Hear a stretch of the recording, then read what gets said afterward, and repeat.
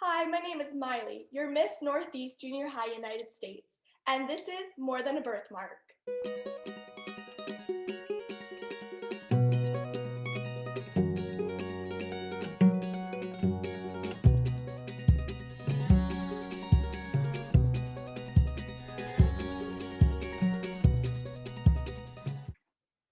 Welcome to More Than a Birthmark, the web series featuring individuals with birthmarks to raise awareness and share some fun facts about this amazing community. My name is Miley, and today we are joined by my good friend and fellow ambassador for the Vascular Birthmarks Foundation, John McGovern. Thank you so much for joining me, John. So, we've been friends for a long time, John, but for our viewers, can you give a brief introduction about yourself? Sure.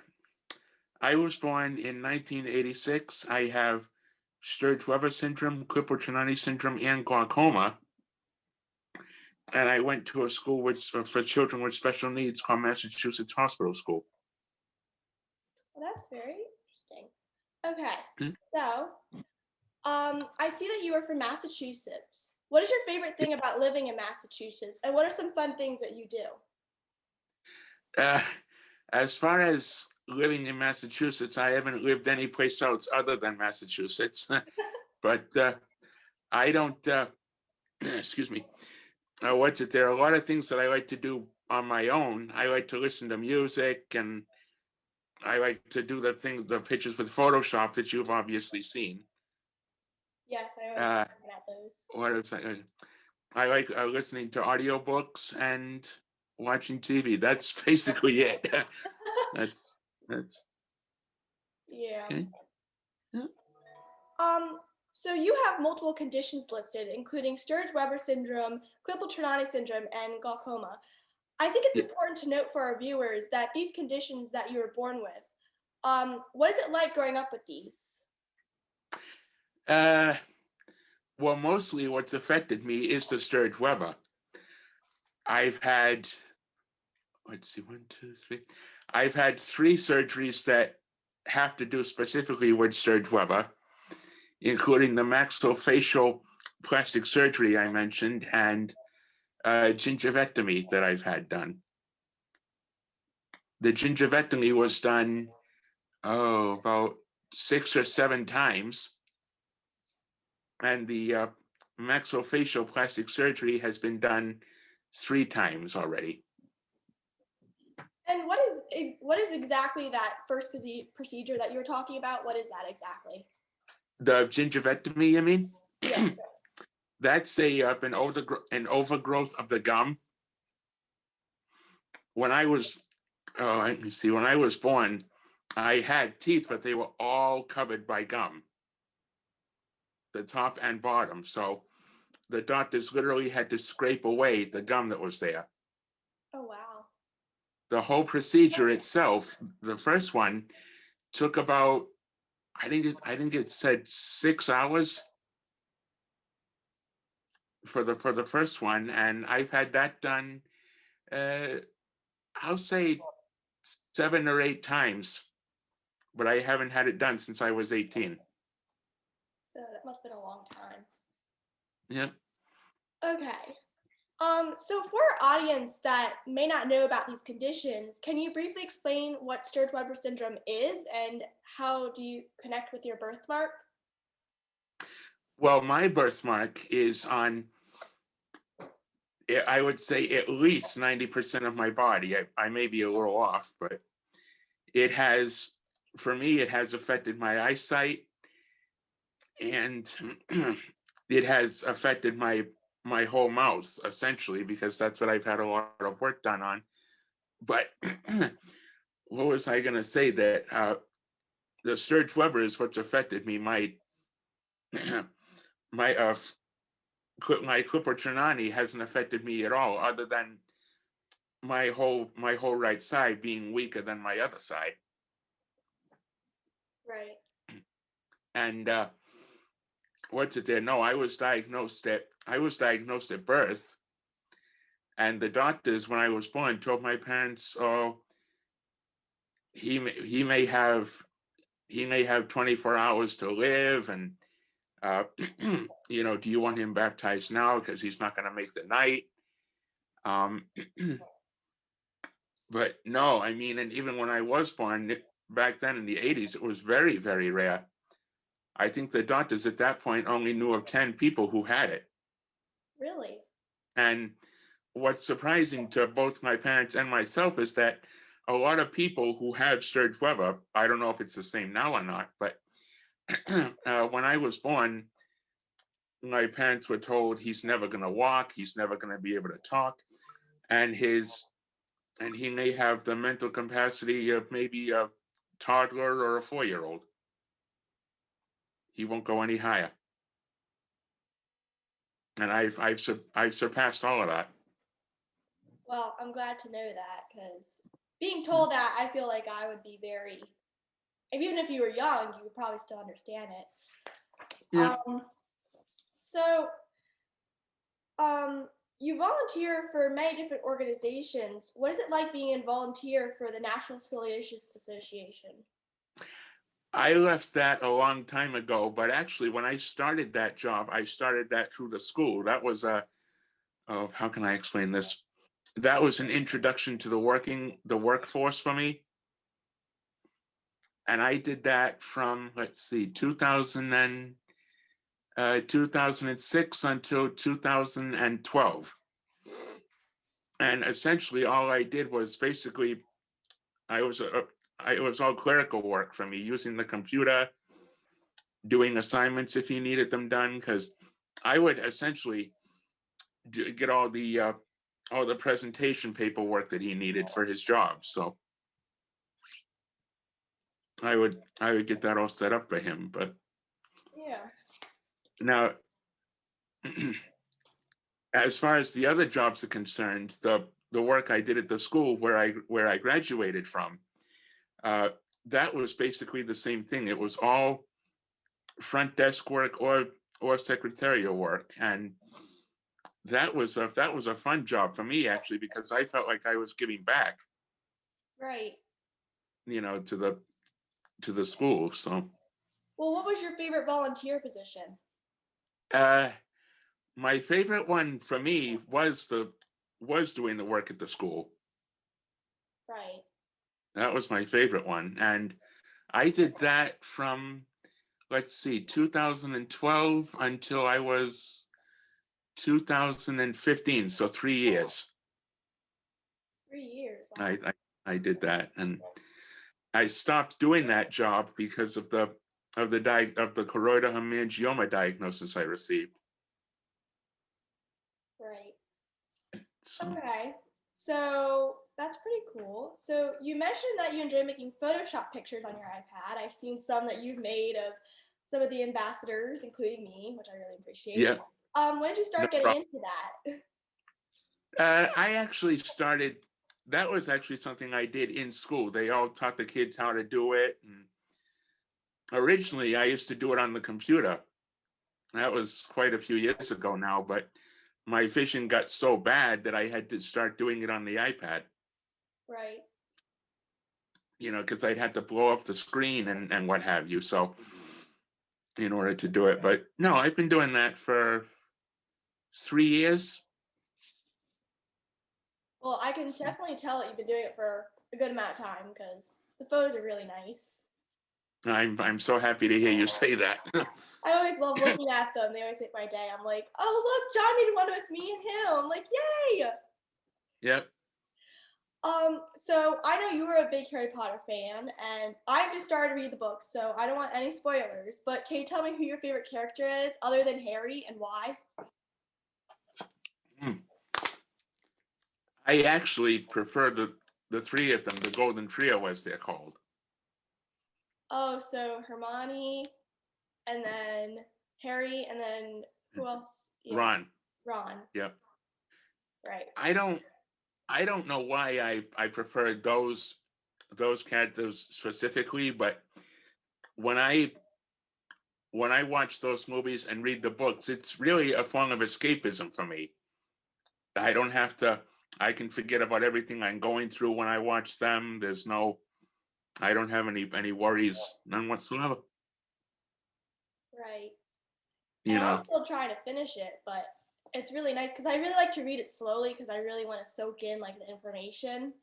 But I Yep, can agree yep, with you on that. yep. So, if you had a magical superpower, what would it be and why?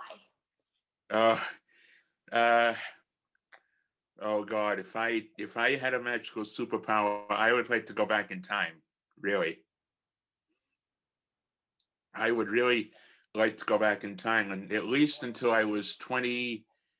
If I could go back to I was 27, that would be just perfect. And then the reason for that is because when I was 27, that's when all the trouble started for me. Really, a lot of trouble. Uh, when I was 27, that's when I started.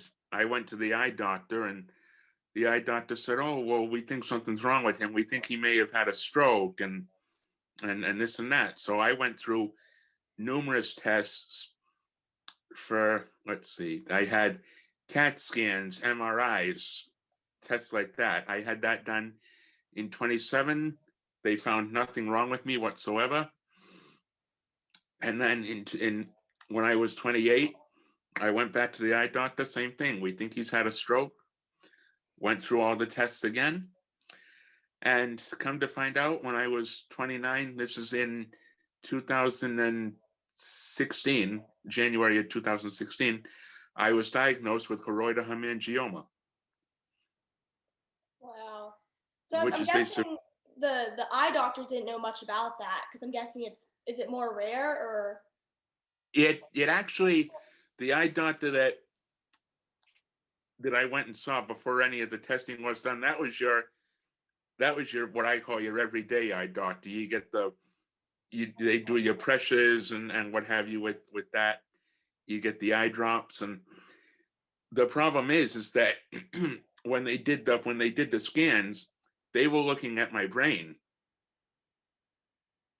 because that's where, I've done some research on this, and if it's a stroke, it's more than not, it's the brain that has the problem. So that's what they thought, and I was sent to Mass Eye, which is in Boston, not far from where I live, and I had to go through tests again, and I was diagnosed with choroidal hemangioma, which means that what happens is that when I had those tests a few years ago, the doctors would say, "Oh, he's the whole left side of his vision is gone," and then a year later, the whole right side was gone. So that's what they couldn't understand. Why is this happening? And I went through all those tests and same thing, and they said there's nothing wrong with him. He's perfectly fine. I went to the doctor at Mass Eye, and all the tests that they were doing were the wrong tests, believe it or not. Like I said, they were looking at the brain when they should have been looking at the retina behind my eye. right? And in my case, I have choroidal hemangioma in the back of both eyes. So, and the problem is with that is that it's a gradual, that everything that yeah it's a gradual disease. So there's nothing they can do. There's no there's no operation unless I want to go through a bloody procedure, which, if indeed I do go through it, I could come out completely blind, even worse than I am now. And right now you're not completely blind. I actually, my peripheral vision, which means my sighted vision, is completely gone. All I have left is what's called central vision, which means I can only see what's directly in front of me. Um, Other than that, I can't see anything. and are you scared of losing your vision? Uh, I was, when the doctors had told me, well, he's, excuse me, we don't know what's wrong with him. We don't, everything's fine. I'm not kidding you, Miley. I would wake up every morning with the thought process of, oh, okay, this is last time I can get out of bed on my own. And at night, this is the last time I'll get in bed on my own. I went through that for 2 years with just that mindset until the doctor told me, yes, this is gradual, but you're not going to go blind overnight. It's going to take time. So no, for 2 years, I was in a horrible state of mind, Yeah, that must have been hard. and go ahead. Oh, no, you can finish. No, it's all right. Go ahead. I know what's left. Okay. So before we end the interview, is there any additional information you would like to share? About myself, well, I can honestly say that if we had had these groups and and everything when I was real young, and I'm talking about like in the late 80s, early 90s, I think I think I would have been a lot better off research wise, because everything with me has been, well, no, this doesn't work. Let's see if this will work. And you know what I mean? Mm-hmm. There was no support whatsoever, because, well, frankly, there was no internet back then, so there wouldn't have been any support like that. But I am just so grateful for the ambassador program and for being a part of these groups. Really, I am. It's been a blessing for me to make friends with other people who have birthmarks, and who don't, but who understand uh, the process of what I'm going through, maybe in a different way, but they can relate to what I'm going through, really, which has really been a big help for me. Yeah. Well, I can tell you that I'm really grateful to be able to grow up with a program like this, because I know a lot of the ambassadors that are a little bit older than me, they didn't have that opportunity. And I am Right. so grateful to have you as a friend and have all these other ambassadors as a friend. And I really hope I get to meet you guys in person soon, because I joined when Corona started to, happen. We had to do Right. Zoom calls instead of Right. seeing each other. So hopefully I can see I you actually in just real. became an ambassador in, I believe it was April of this past year, and I am so grateful for all the friends I've made and all the information I've been able to receive. Right. It's been a blessing to me. Yeah. It really has. Thank you so much for joining me today. It's really nice to see that you are more than just a birthmark.